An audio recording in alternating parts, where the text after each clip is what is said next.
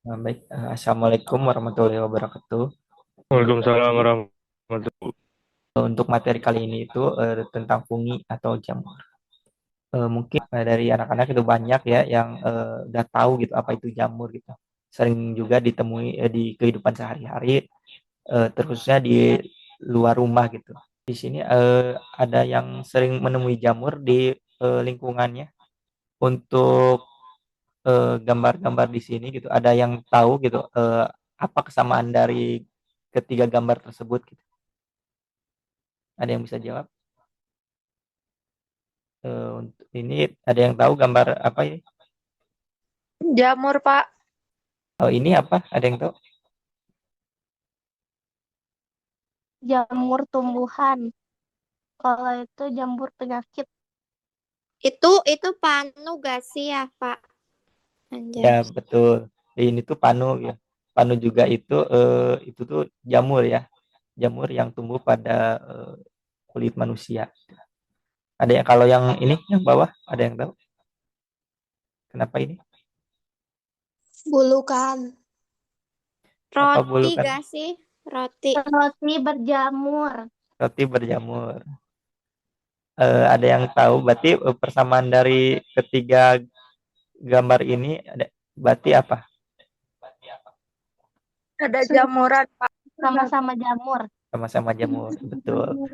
Tapi dari ketiga ini tuh beda ya dari jenis jamurnya dan pasti juga beda gitu dari pertumbuhannya dan fungsinya juga. Nah, seperti jamur ini ada yang tahu kegunaan dari jamur ini gitu atau fungsinya biasanya? Buat Assalamualaikum, Pak. dimakan. Ya, buat dimakan ya, buat biasanya dimasak gitu. Kalau ini Itu mah kayak karena parasit gitu gak sih, Pak? Jadi menimbulkan penyakit. ya betul, ini tuh jamur parasit atau ya jamur yang menimbulkan penyakit gitu. Kalau yang ini, Jamur yang sudah lama, roti yang sudah lama didiamin terus jadi jamur. Itu mah berjamur, gitu, Bapak. ya Memasukkan betul. makanan. Oke, kita lanjut ya. Itu kan bisa kita lihat gitu, ada beberapa yang bisa kita lihat gitu, ada juga yang tidak bisa kita lihat gitu. Nah, dari berbagai jamur yang bisa kita lihat tuh ada juga ya ciri-ciri gitu. Khususnya mau makro ataupun mikro gitu, secara kecil ataupun besar. Nah, kita lihat nih ciri-ciri terkait jamur itu apa itu ciri-cirinya gitu. Nah, kita mulai dari struktur tubuhnya. Untuk jamur sendiri itu untuk struktur tubuhnya itu terdiri dari benang halus yang membentuk jaringan. Nah, tubuh jamur tidak terdiri dari akar, batang, dan daun. Nah, struktur dasarnya adalah hifa atau tunggal hifus, yaitu benang-benang halus bercabang-cabang yang menyerupai tabung. Ada yang tahu gitu hifa itu bentuknya seperti apa? Ya, untuk hifa itu seperti benang-benang halus yang bercabang-cabang yang menyerupai tabung. Nah, untuk hifa tersebut gitu ya, ini tuh salah satu jaringan yang penting gitu bagi jamur. Nah, apa itu hifa? Nah, setiap hifa adalah sebuah tabung yang dilapisi dinding sel, kitin, dan di dalamnya mengalir sitoplasma serta inti sel atau nukleus. Pada kebanyakan jamur, hifa memiliki sekat-sekat yang disebut septa atau jamur septa. Namun, ada juga jamur yang hifanya tidak bersekat dan bersifat nukleat, memiliki banyak inti seperti pada jamur Zygomiceta. Nah, untuk hifa itu jadi bentuknya itu benang seperti benang gitu ya. Dan juga ada inti-inti selnya gitu. Berarti ini tuh satu makhluk hidup gitu yang tergolong yang pada kingdom jamur gitu. Untuk hifa itu bisa kita lihat ya. Di sini tuh ada eh, seperti benang-benang gitu ya. Sistemnya kayak perakar tapi itu bukan akar tapi lebih ke hifa. Jadi salah satu yang sama. Nah, di atasnya itu ada spora gitu. Nah, ini salah satu perkembangbiakannya atau alat pengembang biakannya itu dengan cara mengeluarkan spora. Nah, ada juga miselium. Apa itu miselium? Nah, miselium itu kumpulan dari banyak hifa yang saling bertautan membentuk sebuah jaringan yang disebut miselium. Miselium yang sebenarnya merupakan tubuh vegetatif jamur ya. Jadi salah satu perbanyakan dari jamur gitu. Nah, jadi miselium ini adalah salah satu anggota dari jamur gitu ya. Jadi jamur itu yang kita lihat ya seperti tadi jamur tiram gitu yang sering kita makan gitu. Itu tuh bukan cuman dari atasnya sampai pangkal saja gitu. Tapi dari bawah-bawahnya gitu banyak yang menjulur itu seperti akar, perakaran itu yang disebut miselium. Nah, miselium itu salah satu bagian dari jamur. Ini tuh salah satu faktor penting itu bagi jamur gitu. Tadi sudah dijelaskan ya, HIFA itu salah satu faktor yang penting. Nah, kenapa struktur ini penting gitu? Nah, ada yang tahu kenapa HIFA itu penting bagi jamur? Soalnya bagian utama jamur yang berfungsi dalam hampir semua proses hidupnya itu di hifa, Bapak. Oke, hampir benar ya. Nah, untuk lebih tepatnya gitu, untuk HIFA ini adalah jaringan yang sangat luas ya, yang berfungsi untuk meningkatkan permukaan penyerapan. Jadi kita bisa bilang HIFA itu seperti mulut gitu, alat untuk kita menyerap nutrisi gitu. Semakin luas miselium, semakin efisien jamur dalam menyerap nutrien dari lingkungannya. Nah, jadi kalau ada jamur yang miselium luas gitu, itu ada kemungkinan si jamurnya bisa bertahan lama karena eh, makanan yang bisa atau nutrisi yang bisa mereka serap itu eh, bisa mencukupi gitu. Tadi Asyafa ya yang jawab. Iya, Bapak. Oke. Ada cara memperoleh makanannya gitu. Tadi sudah dijelaskan ya kalau jamur itu menyerap makanan atau nutrisi gitu. Nah, kita harus tahu gitu bagaimana cara jamur ini menyerap makanannya. Nah, jamur itu memperoleh makanannya dengan penyerap yang ahli atau dia itu absorpsi gitu, atau bisa menyerap seperti spons gitu. Tapi bukan dalam artian benar-benar seperti spons ya. Itu salah satu eh, yang mendekati kalau jamur tuh mirip dengan tumbuhan gitu. Karena dia tuh sama-sama menyerap nutrisi itu lewat bawahnya gitu atau lebih ke perakaran kita bisa perakaran kalau di tanaman itu kan perakaran kalau di jamur itu kita sebutnya hifa. Nah, untuk cara makannya itu untuk jamur itu termasuk ke heterotrof. Nah, apa itu heterotrof? Nah, itu jamur tidak memiliki klorofil ya. Nah, ini yang membedakan dengan tanaman. Kalau tanaman kan semua tanaman memiliki klorofil. Nah, sehingga tidak dapat melakukan fotosintesis. Mereka harus mendapatkan makanan organik dari sumber lain. Nah, jadi bisa kita lihat ya, kalau jamur itu tidak berpengaruh dengan cahaya matahari ataupun sesuatu yang berkesinambungan dengan fotosintesis. Kadang kita juga pernah lihat ya mungkin ya.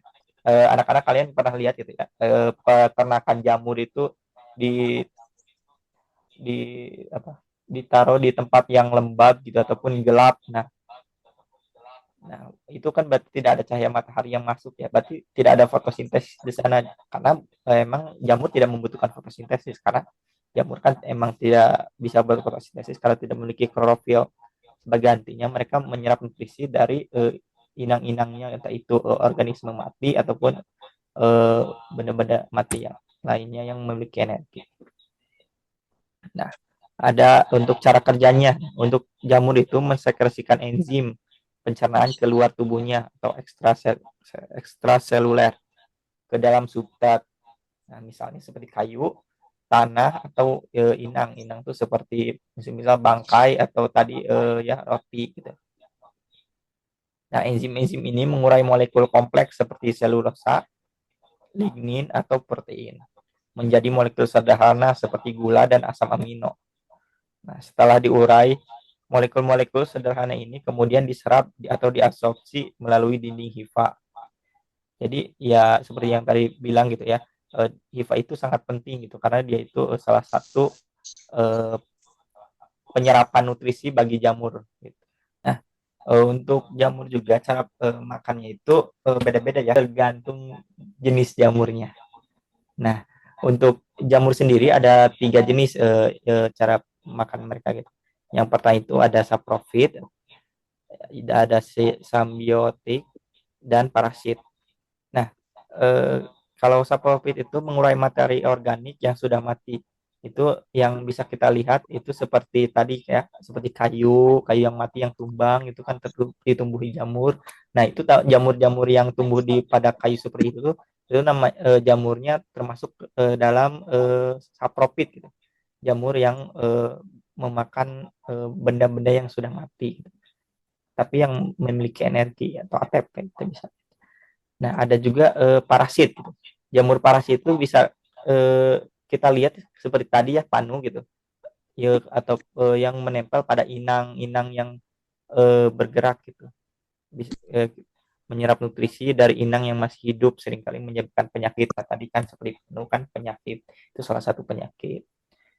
Nah, ada juga simbiotik yang membentuk hubungan mutualisme seperti pada lichen dengan alga dan mikoriza dengan akar tumbuhannya. Nah, untuk jamur juga bisa ini ya bersimbiotik gitu dengan lichen ataupun alga. Oke. Selanjutnya itu untuk ciri-cirinya itu ada dinding sel. Nah, untuk dinding selnya itu ini kokoh dan fleksibel. Kenapa jamur ini dinding selnya kokoh dan fleksibel? Dikarenakan ya bisa kita lihat juga ya dari jenis-jenis jamur gitu ya. Sangat lentur dan kenyal gitu bisa kita lihat.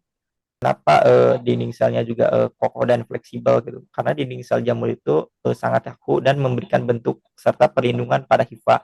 Jadi hifa itu benar-benar sesuatu yang penting sampai-sampai organ-organ mereka yang lain tuh seperti dinding sel tuh berusaha untuk melindunginya gitu. Untuk dinding sel juga ada komponen utamanya ya. Terkhususnya itu ada komponen struktural.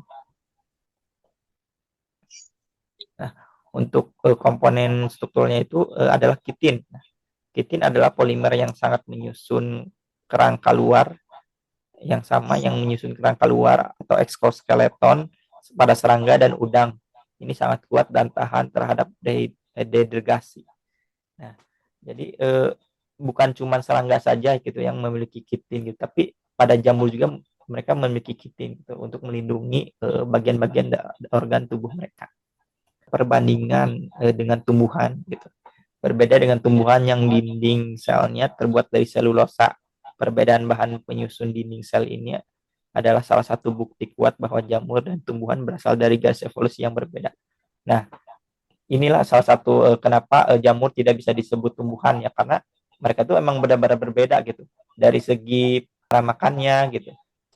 Dari dinding selnya juga gitu. Ini sudah berbeda gitu. Oke, di next tadi lanjut. Lalu ada penyimpanan makanan.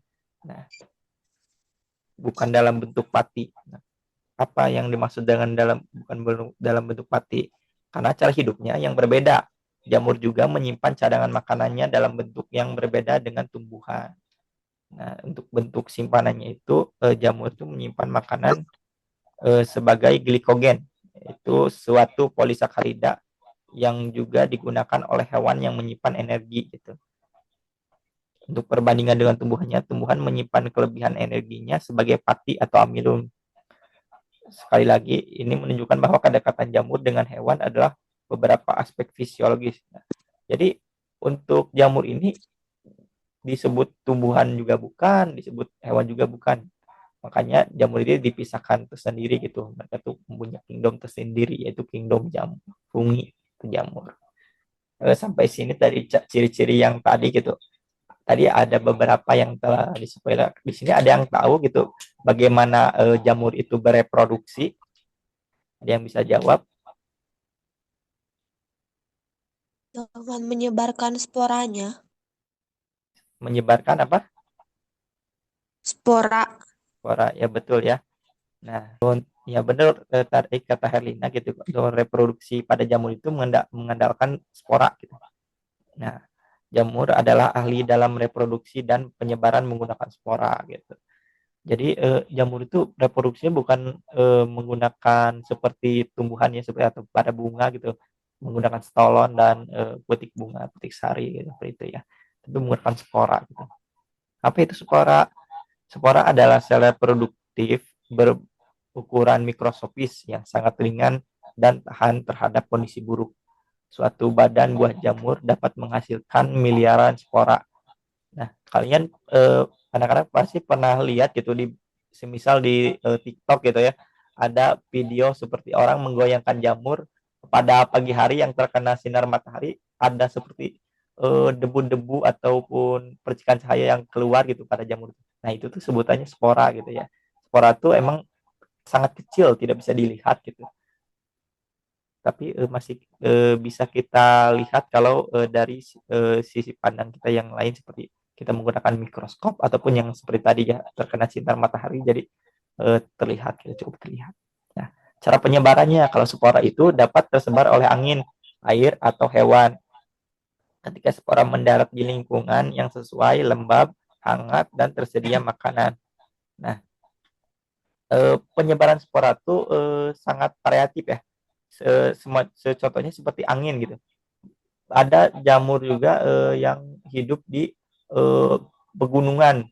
Nah, mereka tuh karena kan di pegunungan tuh sangat terkenal dengan anginnya yang cukup kencang gitu ya. Nah, makanya persebaran jamur di sana juga cukup pesat karena yaitu spora-sporanya itu yang tersebar sangat luas karena dibawa oleh anginnya itu cukup jauh gitu. Ada juga pada air. Pada air juga kita bisa temukan gitu ya seperti pada di sungai-sungai gitu kan. Banyak juga jamur-jamur yang tumbuh gitu di pinggiran sungai ya karena itu gitu. Ada spora-spora yang terbawa oleh air atau yang hanyut oleh air gitu. Dan tersangkut semisal di batang pohon ataupun di daun-daun atau tanaman lain. Nah, kalau pada hewan bisa kita lihat gitu ya contohnya seperti serangga, entah itu serangga terbang atau serangga yang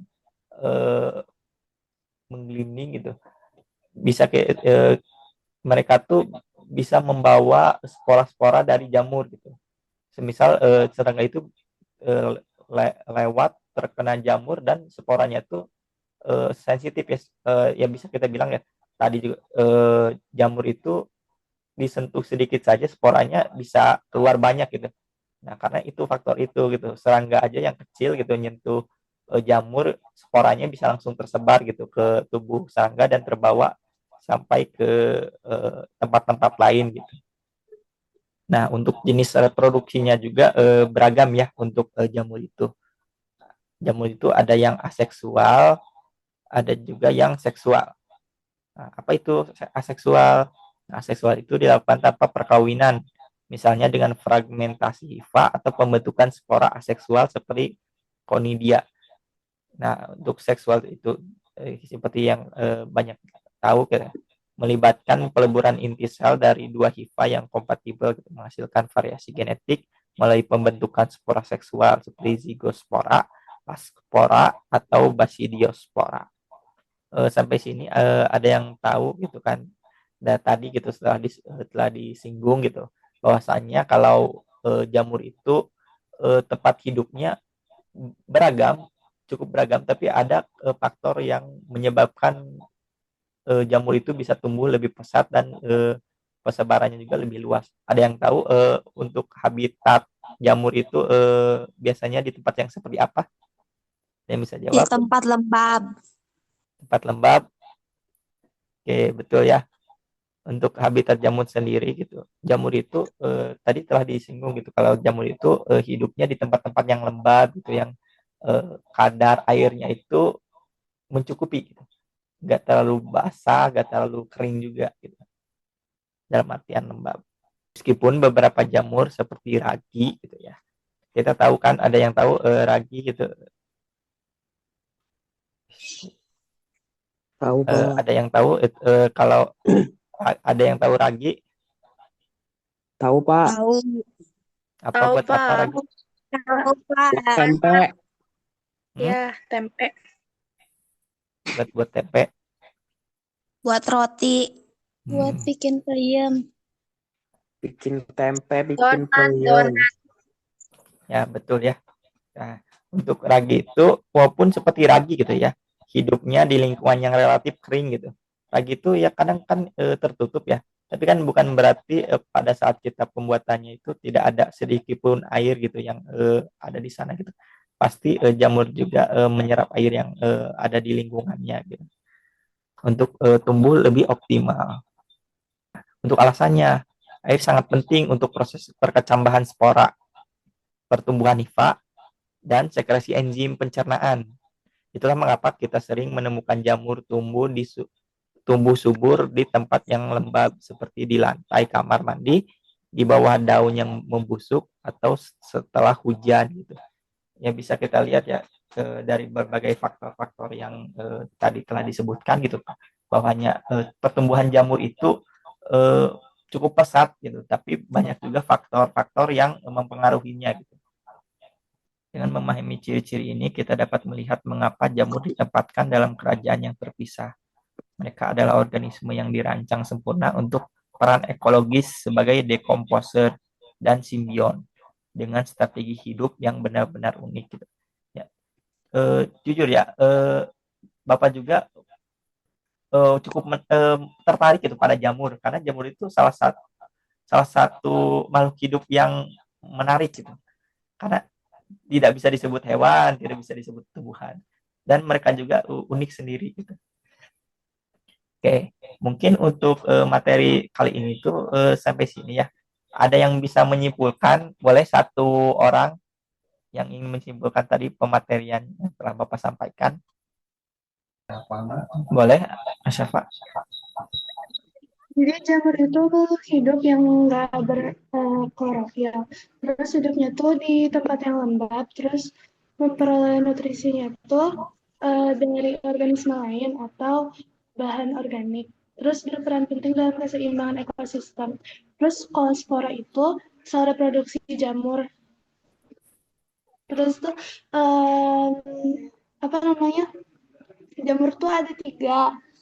Yang pertama tuh yang saprofit, terus komponen utamanya tuh kitin kan. Terus kitin itu polimer yang sama yang menyusun kerangka luar serangga, udang, terus sangat kuat dan tahan gitu Pak.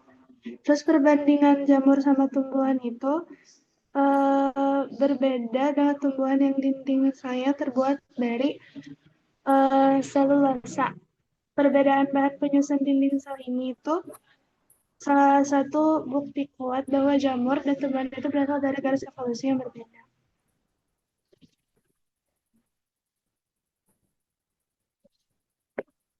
Kayaknya udah deh Pak, itu aja. Udah, begitu aja. Ada yang ingin menambahkan? Tidak, Pak. Oke, sudah cukup ya. Oke, mungkin untuk pembelajaran hari ini gitu dicukupkan. Untuk selanjutnya ya, untuk tugasnya ya, nanti kalian gambarkan aja contoh struktur dari HIPA, nanti di scan aja ya. Kalau di scan nanti kirimkan nanti untuk link pengumpulannya nanti Bapak kirimkan. Oke. Oke, Pak. Oke. Siapa? Oke, Pak, Kalau siapa? sudah mengerti, mungkin untuk pembelajaran hari ini kita cukupkan saja. Kita ucapkan hamdalah. Baik, untuk pembelajaran hari ini. Baik, untuk pembelajaran hari ini kita cukupkan. Disiapkan juga 4 kelompok gitu ya. Nah, untuk nanti pertemuan keempat juga atau pertemuan selanjutnya.